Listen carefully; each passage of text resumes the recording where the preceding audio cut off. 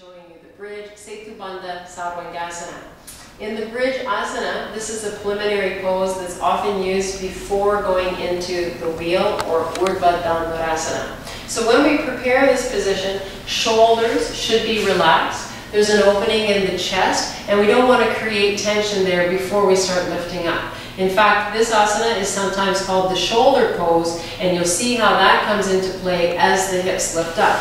Now in this back bend, on the exhalation, both knees are going to fold. The feet are sliding into the back of the hips. Now we want to open up the feet and open up the knees so that they come in such a way that it's around hip distance apart, perhaps slightly wider. Now when we practice this, we want to try to engage the thighs. We also want to engage the back muscles so the energy is being pushed up from underneath. Starting with the hands near the side of the hips, the palms will face down. There's a bit of a chin pressed in, so that way the neck stays long. On the in-breath, it's coming through the whole body. On the exhalation, the back of the hips comes slowly upward. Again, there's an engagement with the hips and the thighs. And at this point, both of the hands come in to interlock the fingers to one another and roll the shoulders in and gradually down. Now this gives an opening to the back of the shoulders, doesn't compress the back of the neck, but frees the back of the neck.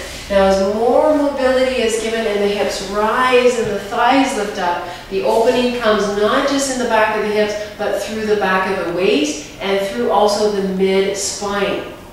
This is variation 1 of Bhujangasana, or setu-bandha sarvangasana, the bridge position. To make another preliminary position, fold the right arm, bring the hand underneath of the waist, roll one of the shoulders over, fold the left underneath of the waist, and roll the shoulder under. Now reinforcing the back of the shoulders, releasing through the back of the neck, and exhaling, lifting up from underneath. Closing the eyes can also make a difference in terms of going more inside and being with the breath and being with the movement of maintaining steadiness in the body.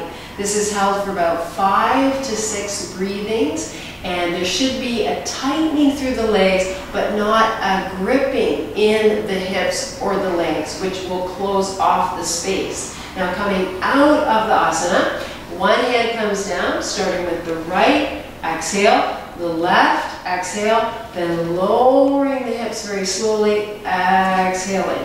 Now as a counter pose to neutralize the effects, folding the knees, using the stomach, exhale, this is Pavanasana. Wrap the hands around to the knees and rolling slowly to the right, Parshva, and inhale, back to the center, rolling to the left, exhale and Parshva, and then slowly to the center.